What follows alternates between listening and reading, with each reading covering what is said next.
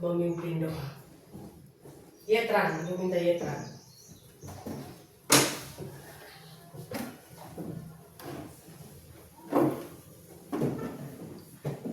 Ibu guru dan teman-teman, marilah kita mengambil sikap berdoa atas nama Bapa, Putra, dan Roh Kudus. Amin. Salam Maria, penuh rahmat, Tuhan sertamu. Terpujilah engkau di antara wanita, dan terpujilah buah tubuhmu Yesus. Santa Maria Bunda Allah, doakanlah kami yang berdosa ini, sekarang dan pada waktu kami mati. Amin. atas nama Bapa, Bapa, Putra, Roh Kudus. Amin. Silakan duduk.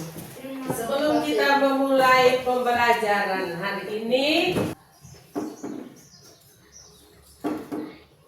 kita nyanyi lagu dari Sabang sampai Merauke. Kita sama-sama.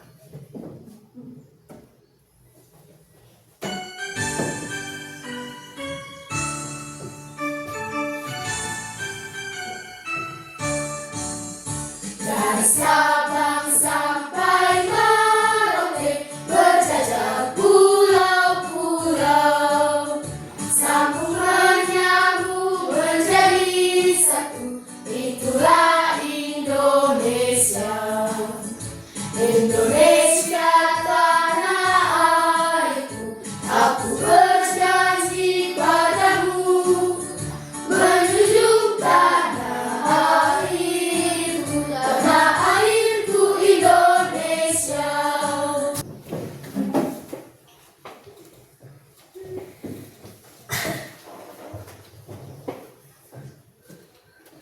Jadi sebelum kita memulai pembelajaran kita hari ini, kita harus melakukan kesepakatan kelas, sehingga apa yang ibu jelaskan, apa yang anak-anak dengarkan, kita ikuti sesuai dengan kesepakatan yang sudah kita buat, sehingga proses belajar mengajar kita sebentar dapat berjalan dengan baik dan aman. Dalam peran aktif dalam kesepakatan kelas yang pertama itu Hadir tepat waktu setiap hari. Nah, yang pertama itu kita hadir tepat waktu setiap Hari. Yang kedua, Berdoa sebelum dan sesudah belajar. yang ketiga, Menjaga keamanan dalam kelas. yang keempat, Hormati guru dan teman-teman. yang kelima. Berperilaku sopan dan disiplin. Ini adalah peran aktif kita di dalam kelas. Sebelum kita melanjutkan pekerjaan, kita ice breaking dulu. Ayo, berdiri. Sebentar, kita punya pekerjaan, toh?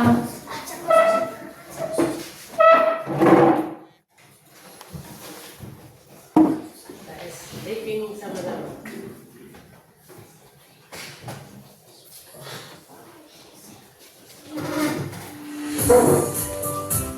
Ada jam-jam.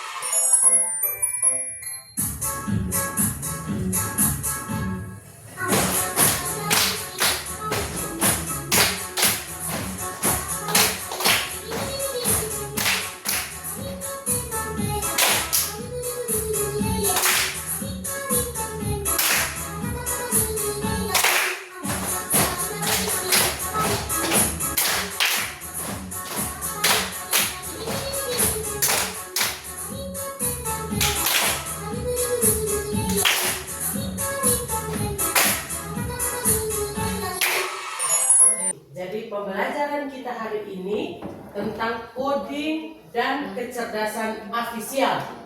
Coding dan kecerdasan artifisial. Elemennya berpikir komputasional. Sama-sama, elemennya Berpikir komputasional. dengan materi pemecahan masalah sehari-hari. Jadi kita lihat, sebelum kita memulai itu, Ibu ingin bertanya dulu. Jika kalian bisa mengubah suatu hal di sekolah ini menjadi lebih baik, kira-kira seperti apa itu? Kira-kira seperti apa? Membersihkan sekolah. Nah, jadi kita tahu bahwa untuk mengubah suatu hal di sekolah itu kita ingin bahwa sekolah kita ini harus indah, bersih dan nyaman, toh? Ya. Bahwa kita pun sekolah ini harus indah, bersih dan nyaman. Kira-kira bagaimana bisa kita memecahkannya itu? Kira-kira seperti apa? Yang pertama itu kita jangan membuang sampah sembarangan, toh? Ya. Kemudian yang kedua, kita datang sekolah pasti kita membersihkan, toh? Ya. Tidak mungkin kita datang sekolah langsung dalam keadaan kotor-kotor kita langsung masuk kelas. Itu sangat tidak mungkin. Jadi tujuan pembelajaran kita hari ini, murid dengan bernalar kritis dapat menerapkan problem solving dalam kehidupan sehari-hari. Yang kedua, murid dengan mandiri dapat memecahkan permasalahan menggunakan berpikir komputasional. Bahwa kita tahu bahwa manusia itu, kita ini nih, bisa seperti komputasional. Jadi supaya kita tahu itu bahwa kira-kira bagaimana kita bisa membuat lingkungan sekolah ini menjadi lebih nyaman dan ramah lingkungan dengan memanfaatkan teknologi atau ide-ide kreatif. Jadi bagaimana kita bisa membuat lingkungan sekolah kita ini menjadi lebih nyaman dan ramah lingkungan dengan memanfaatkan teknologi atau ide-ide. Karena kita tahu bahwa kita belajar komputasional, toh? Ya. Bahwa dengan adanya komputasional kita membuat ide seperti apa dari hasil yang kita sudah tahu tadi. Dari hasil yang kita tahu tadi bahwa sekolah kita ini kita buat menjadi lingkungan sekolah yang lebih nyaman. Sekarang, untuk mengetahui semuanya ini, untuk mengetahui bahwa sekolah kita ini menjadi lebih nyaman itu, yang pertama itu kita lihat tentang sampah dulu. Ya toh? Ya. Kita tahu bahwa kalau sekolah kita itu nyaman, bersih, indah, berarti salah satu dampaknya itu adalah sampah. Yang jelas sampah itu tidak boleh berserakan. Sampah itu tidak boleh berserakan. Yang kemudian kedua, sekolah kita juga mempunyai perpustakaan, toh? Ya. Di sebuah perpustakaan itu kan punya buku-buku banyak atau tidak? Banyak. Yang jelas kalau kita masuk perpustakaan itu biasanya ada tata tertibnya, toh? Ya. Kita masuk, kemudian kita pinjam buku. Setelah kita kembalikan buku itu, tidak boleh kita buang-buang. Kita harus simpan pada Tempatnya. sesuai dengan nomor indeksnya. Begitu juga sampah, toh? Begitu juga sampah di lingkungan sekolah kita. Kalau kita makan habis jajan, kertasnya kita buang saja. Berarti itu lingkungan sekolah kita sudah tidak indah, tidak bersih lagi. Tapi kalau kita tempatkan pada tempatnya, kita buang pada tempatnya, berarti kita sudah melakukan suatu hal secara perlahan bahwa kita mengidentifikasikan suatu masalah bahwa di sekolah kita ini punya sampah. Sampah yang saya pegang atau sampah yang saya pilih berarti saya harus tempatkan pada tempatnya. Tidak buang sembarangan. Kalau kita buang sembarangan pasti kita lihat seperti di jalan-jalan, toh? Ya. Apalagi yang musim hujan, baru satu hari saja semua sudah berserakan.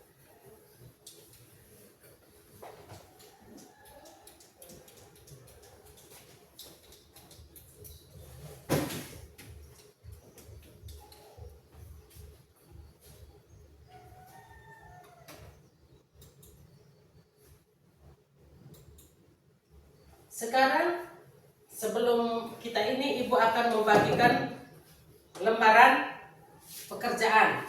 Kita disuruh untuk mengidentifikasi masalah. Untuk mengidentifikasi masalah yang pertama itu. Yang kedua, kita menganalisis masalah dengan berpikir komputasional. Yang ketiga, kita membuat rancangan proyek atau solusi. Jadi Ibu bagi dalam bentuk kelompok, membentuk 3 kelompok. Setelah itu setiap kelompok kita menemukan kita mengidentifikasikan salah satu masalah. Ya toh? Ya. Setelah mengidentifikasi kita menganalisis. Setelah menganalisis kita membuat rancangan dengan cara komputasional. Kita buat dalam bentuk apa sehingga apa yang kita dari masalah yang ada itu kita menemukan solusinya dan kita buat proyeknya.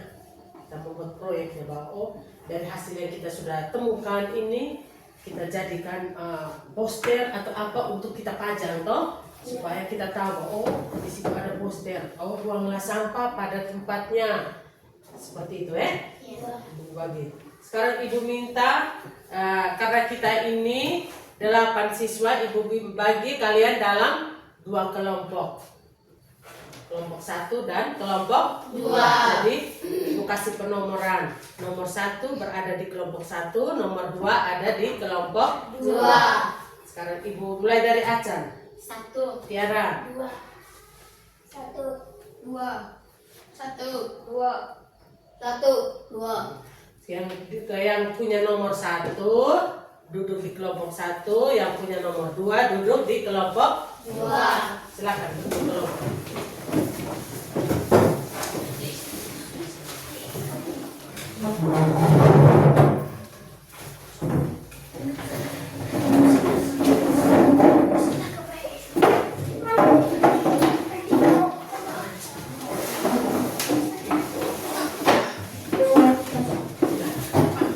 Ambilin kursi di belakang. Ini solusi. Sudah.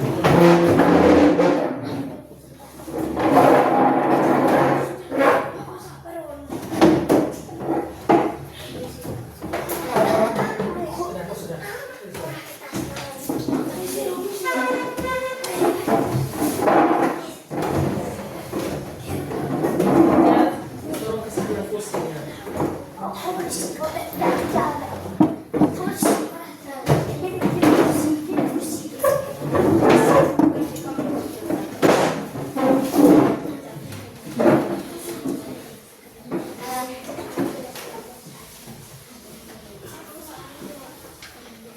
Sudah?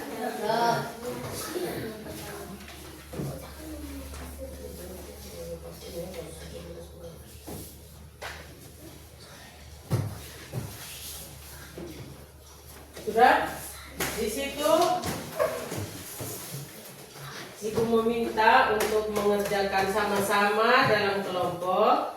Tulis nama kelompok, kita ambil nama kelompok buah, bunga atau binatang? Binatang. Silakan tentukan nama binatang apa yang kamu suka. Tulis di situ.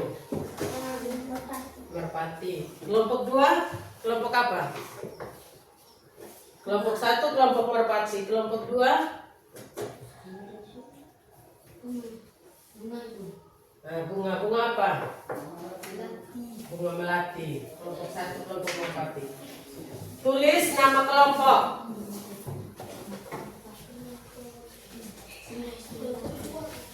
Tulis nama kelompok. Nama anggota kelompok. Tulis nama anggota kelompok. Ada 4 orang kok setiap kelompok. Ya.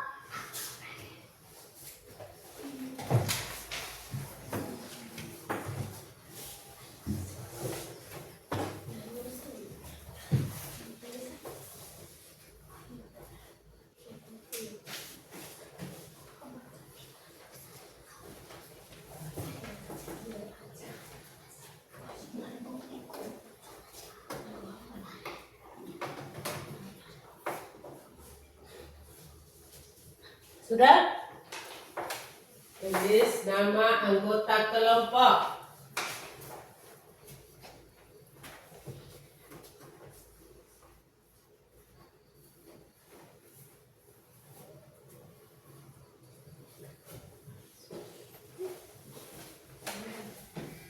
Hari tanggal ini hari.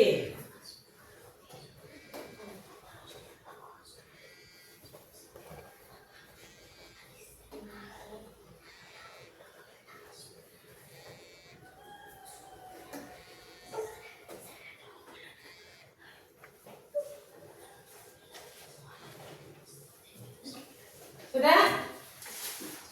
Sudah belum?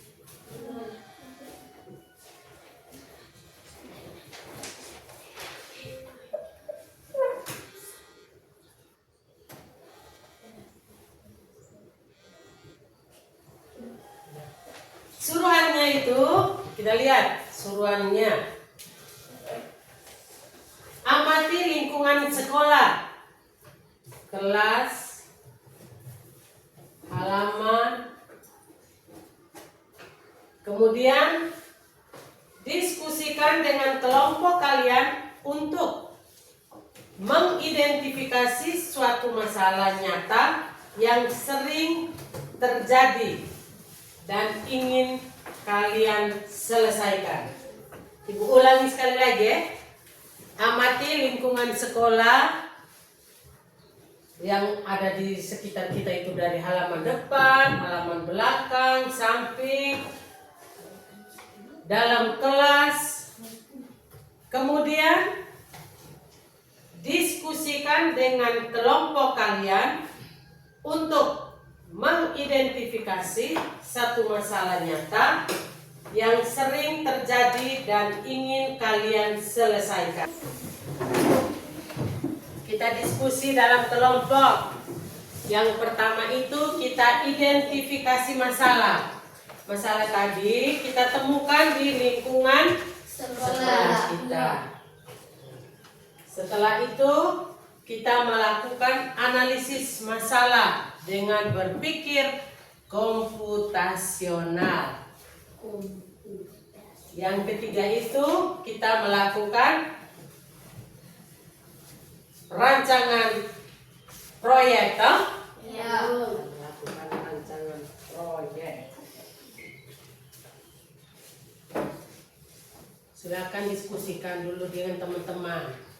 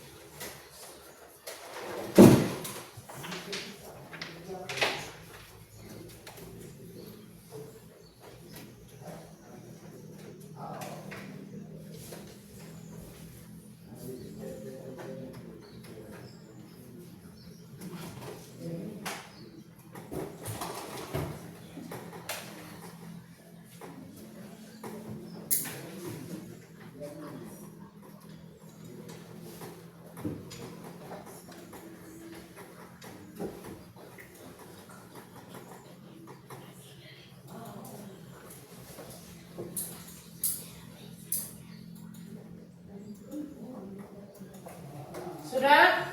Sudah. Sudah? Sudah.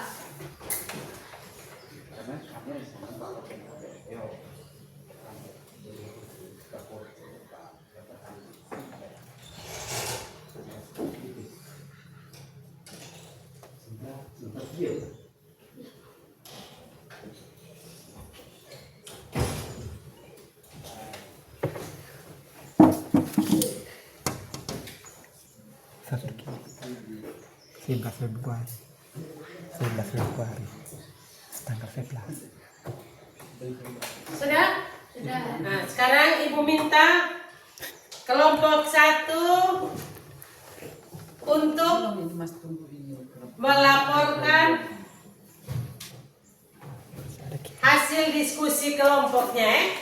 Kita minta kelompok 1, Ibu minta perwakilan kelompok 1 untuk melaporkan hasil diskusi kelompoknya. Ayo.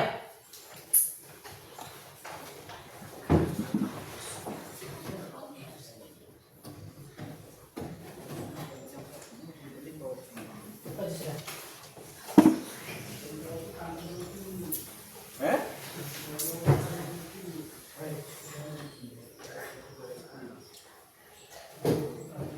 Selamat pagi teman-teman. Pagi. Saya dari kelompok Merpati ingin melaporkan hasil kerja kelompok kami. Nama kelompok kami Merpati.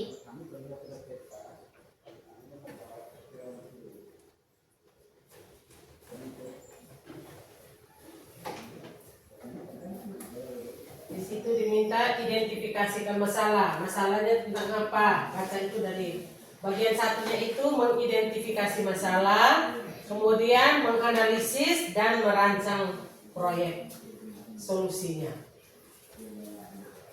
Baca sudah hasil kerja kelompok. Bagian 1. Identifikasi masalah. Deskripsi masalah. Murid harus mampu mengidentifikasi masalah nyata dan spesifik dan jelas dampaknya. Alasan pentingnya masalah. Jawaban harus menunjukkan pemahaman tentang dampak negatif dari masalah yang mereka pilih. Bagian 2. Analisis. Dekomposisi. Jawaban harus menunjukkan kemampuan memecah masalah besar menjadi bagian-bagian yang lebih kecil dan mudah dikelola. Contohnya, untuk masalah sampah berserakan, dekomposisinya bisa berupa jumlah tempat sampah, kesadaran murid, dan proyek pengumpulan sampah. Pengenalan pola. Murid harus mampu mengidentifikasi pola atau penyebab yang berulang dari masalah tersebut. Contoh, pola yang ditemukan adalah sampah sering ditemukan di dekat lingkungan sekolah, depan kelas atau lapangan karena tidak ada tempat sampah. Abstraksi. Murid harus dapat membedakan mana informasi yang penting untuk solusi dan mana yang tidak. Contoh, detail pentingnya adalah lokasi tempat sampah, sementara yang tidak penting adalah jenis sampah yang dibuang. Algoritma. Jawaban harus berupa serangkai langkah logis yang terutur untuk membuat proyek solusi. Contoh algoritma untuk membuat poster digital. 1. Buka aplikasi desain. 2. Pilih gambar yang relevan.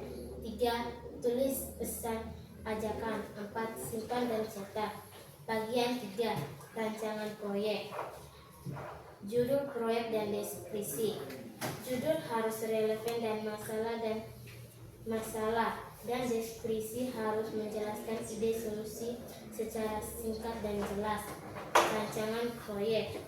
Rancangan, maket, poster, presentasi. Harus mencerminkan solusi yang telah disusun dalam algoritma. Kreativitas dan kejelasan visual menjadi nilai tambah. Tepuk tangan dulu untuk kelompok 1, kelompok 1. Jadi kelompok hasil diskusinya. Analisis masalah yang mereka ambil itu adalah tentang sampah yang berserakan. Itu adalah kelompok 1. Mereka menganalisis masalah itu tentang sampah berserakan. Identifikasi masalah yang mereka ambil itu, mereka harus mampu mengidentifikasi masalah nyata yang spesifik dan menjelaskan dampaknya. Alasan pentingnya masalah kelompok 1 ambil itu bahwa jawaban harus menunjukkan pemahaman tentang dampak negatif dan masalah yang mereka pilih. Kemudian analisis masalah dengan berpikir komputasional. Dekomposisi.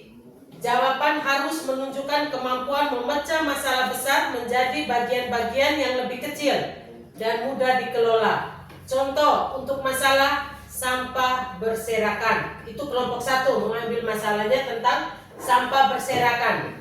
Dekomposisinya bisa berupa jumlah tempat sampah. Bisa saja dalam satu sekolah itu mungkin satu tempat sampah toh?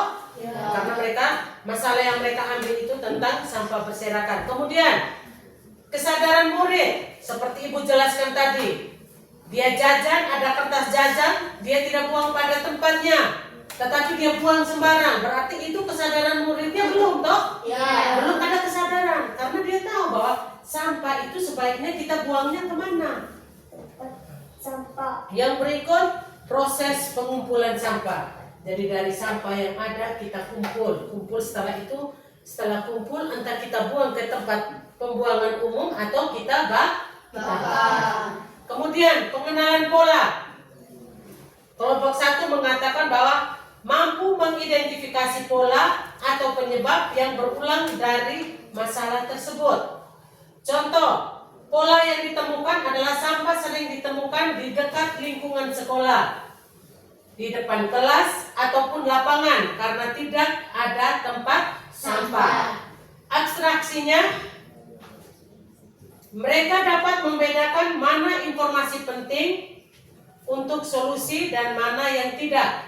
Contoh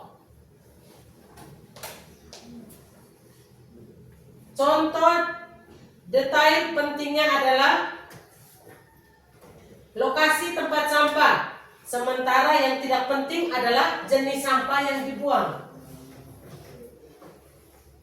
Algoritmanya merupakan serangkaian langkah logis yang terurut untuk membuat proyek solusi. Contohnya, algoritma untuk membuat poster digital. Kita membuat poster digital itu contohnya seperti yang ada di papan ini. Kita lihat yang di gambar ini. Ini adalah contoh poster digital. Kita mendesain toh? Kita mendesain dalam suatu aplikasi. Kemudian kita membuat gambar dengan kata-kata yang relevan sehingga mudah dipahami. Siapa saja toh? Selain kita guru, selain murid ataupun tamu-tamu yang datang. Kita tahu bahwa setelah kita sudah temukan solusinya itu kita membuat poster. Posternya itu kita buang sampah pada tempatnya. Kita buang sampah pada tempatnya. Di sini dengan berbagai jenis tempat sampah. Iya toh? Berarti ada yang sesuai dengan warnanya ini yang kita buang. Sampah plastiknya di mana? Ya toh? Nah, plastiknya di mana? Yang daun-daunnya di mana? Yang kertas-kertasnya di mana? Jadi poster yang kita desain ini nanti kita buat dan kita tempel di depan kelas. Selanjutnya, setelah kita melakukan diskusi ini, kita harus mengetahui tentang bagaimana cara kita menerapkan problem solving dalam kehidupan. Kita menerapkan problem solving dalam kehidupan. Untuk menerapkan problem solving dalam kehidupan sehari-hari, kita perlu mengikuti tahapan-tahapan berikut. Identifikasi masalah secara mendalam, kumpulkan informasi dan analisis penyebabnya, buat daftar berbagai alternatif solusi. Kita pilih solusi terbaik dengan mempertimbangkan resiko dan manfaat. Laksanakan solusi tersebut dengan teratur, evaluasi hasilnya, serta belajar dari pengalaman untuk perbaikan di masa mendatang. Jadi masalah tadi kita sudah tahu toh, kita mengidentifikasi, kita melakukan apa semua untuk jangka yang akan datang. Berikut ini adalah langkah-langkah secara lebih rinci. Yang kita lihat yang pertama itu kita mengidentifikasi masalah dengan jelas. Kita paham secara menyeluruh dengan jangan terburu-buru mengambil kesimpulan, dengan saksama dan ajukan pertanyaan untuk mendapatkan gambaran lengkap tentang masalah yang dihadapi. Cari akar permasalahan, identifikasi penyebab utama masalah, bukan hanya gejalanya, agar solusi yang ditemukan tepat sasaran. Yang kedua, kita kumpulkan informasi dan analisis. Yang kedua itu kita kumpulkan informasi dan analisis. Kumpulkan informasi sebanyak mungkin yang relevan dengan masalah. Gunakan metode analisis. Kita gunakan metode analisis. Lakukan analisis sistematis untuk memahami masalah secara mendalam. Misalnya menggunakan mind map untuk menyusun informasi. Yang kedua, berpikir kritis dan kreatif, atau kemampuan berpikir kritis untuk menganalisis informasi dan kemampuan kreatif untuk menghasilkan ide-ide baru.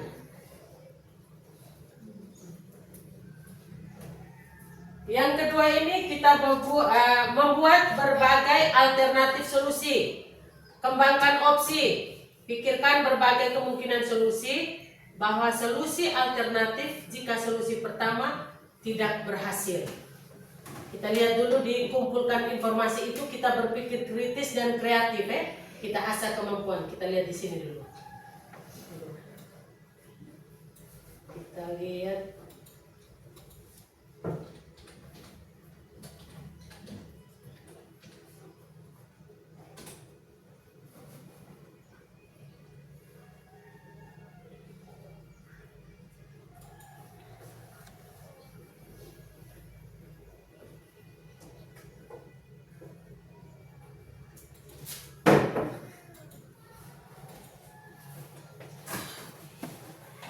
Lihat dulu itu.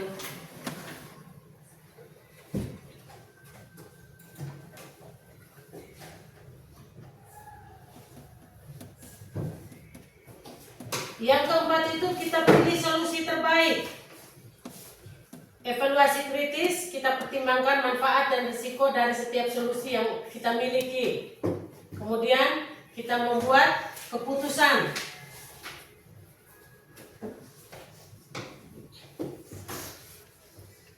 Kita membuat keputusan.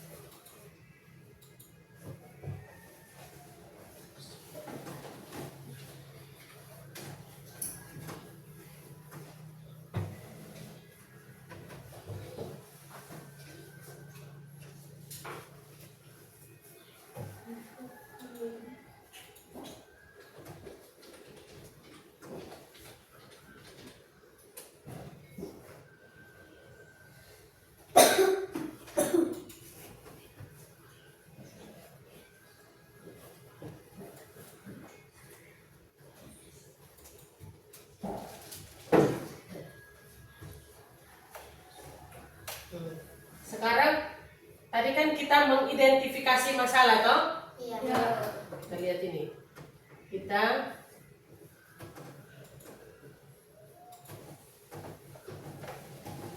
lakukan analisis materi untuk memahami masalah secara mendalam, misalnya menggunakan mind map untuk menyusun informasi. Contohnya seperti ini. Ini kita mau buat mind map, di mana tujuan yang kita mau tuju. Kita lihat contohnya.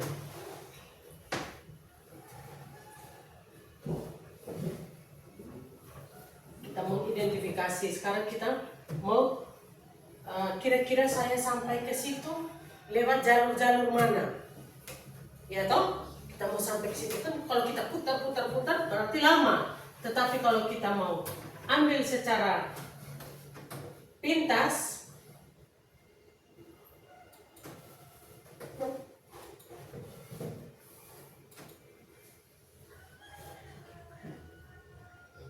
sekarang kita lihat, ini yang kita mau tuju toh? Ya. Ini yang kita mau tuju. Kalau kita mau tuju berarti kita jalan lurus. Ya. Ya. Ini kita bergerak maju. Jalankan. Maju toh?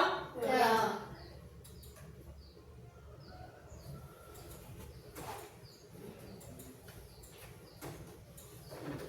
Kita bergerak maju lagi. Berarti sampai ke tujuan. Sekarang kita mau belok kiri.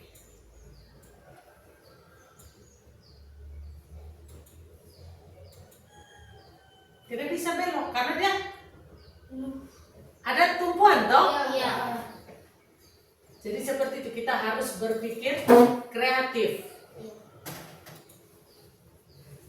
Kemudian yang keempat, kita pilih solusi terbaik.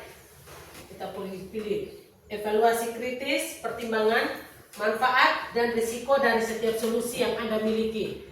Buat keputusan, pilih solusi yang paling efektif dan bijak untuk masalah yang dihadapi. Laksana solusi tersebut. Kita implementasi, terapkan solusinya yang sudah dipilih dengan rencana matang. Yang keenam ini kita evaluasi dan belajar dari penjelasan. Yang pertama itu kita pantau hasil, amati dan evaluasi hasil dari solusi yang sudah dijalankan. Kemudian refleksi, luangkan waktu untuk merefleksi pengalaman penyelesaian masalah baik yang berhasil maupun yang gagal untuk meningkatkan kemampuan Anda di masa depan. Bagaimana kita memecahkan permasalahan menggunakan berpikir komputasional? Bagaimana kita memecahkan permasalahan menggunakan berpikir komputasional? Untuk memecahkan masalah sehari-hari dengan berpikir komputasional, Anda perlu menerapkan 4 konsep utama. Yang pertama itu dekomposisi. Tadi kita sudah jelaskan dari tugas kelompok tadi toh. Dekomposisi itu kita memecahkan masalah menjadi bagian kecil. Kemudian pengenalan pola. Ada tidak tadi pengenalan pola?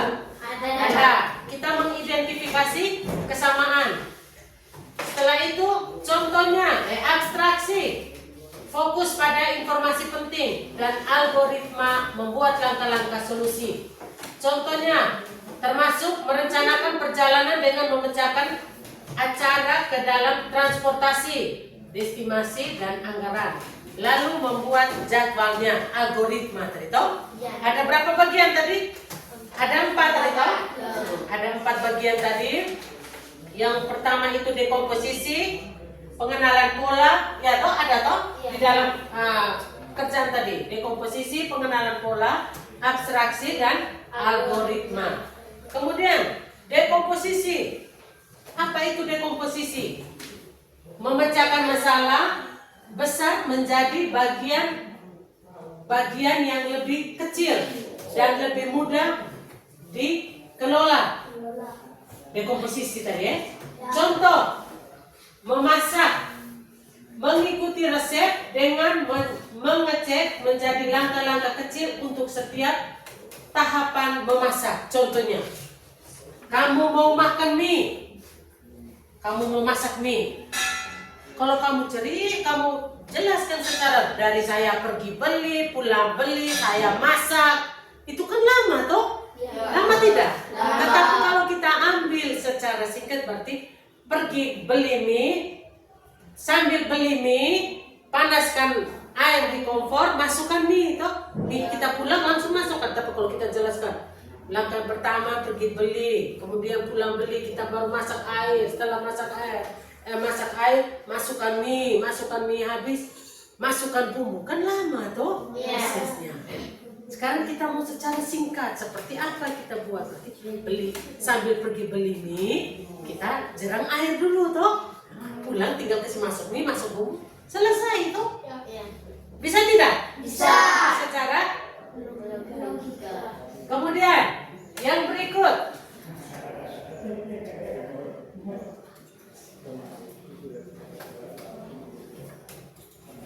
membersihkan rumah. Kita membersihkan rumah. Contoh, ibu suruh kamu bersih rumah. Di dalam rumah itu tuh ada banyak bagian, ada ruang tamu, ruang kamar, dapur. Bagaimana cara kita membersihkan? Kalau kita sekalian bersih, yang jelas pasti lama toh dan capek. Oh, hari ini saya bagi bersih ruangan ini, hari ini ruangan ini. Berarti kita harus memecahkan masalah sebelum kita berbuat. Berarti oh, masalah ini kalau kita buat seperti ini dia lama. Tetapi kalau kita buat seperti ini berarti dia cepat. Tergantung dari kita sendiri toh. Yang berikut, pengenalan pola. Mengenal pola. Mengenal pola itu mengidentifikasi kesamaan atau pola dalam masalah untuk mencari solusi yang lebih efisien. Contohnya, merencanakan perjalanan. Kita mau merencanakan perjalanan. Sekarang kita mau pergi ke Kupang. Contohnya, kita mau pergi ke Kupang. Kalau ini hari pergi, ini hari kita beli tiket. Yang jelas tiket, contoh kita naik pesawat terbang, ya toh? Kita naik pesawat terbang. Kalau waktunya, sedangkan waktu untuk kegiatannya kita di Kupang, mungkin acara keluarga di Kupang di hari Sabtu tanggal 15. Kita merencanakan sekarang toh? Ini kita apa tadi? Pengenalan pola. Kita menganalisis bahwa oh, kegiatannya hari Sabtu. Sekarang kalau saya pergi di hari Sabtu, berarti tiketnya mahal atau tidak? Mahal toh? Tetapi kalau saya pesan dari ini hari atau kemarin, berarti saya dapat tiket murah. Itu adalah pola yang kita. Kemudian, contohnya macam kita mau pergi ke Temberapu 1. Contoh, kita kalau lewat jalan panjang kan jauh tuh. Tapi kalau kita langsung ikut sebelah kampung, dekat. Ya toh? Kemudian, mencari barang hilang. Mengingat kebiasaan menaruh barang tertentu untuk memperkirakan di mana barang itu mungkin berada. Kalau kita tidak ingat mana yang barang yang kita simpan, ya jelas tidak ketemu. Tetapi kalau kita ingat, oh kemarin saya simpan bola di bawah rak buku. Coba saya lihat di bawah rak buku. Masuk akal tidak ini? Masuk. Kemudian yang ketiga itu abstrak.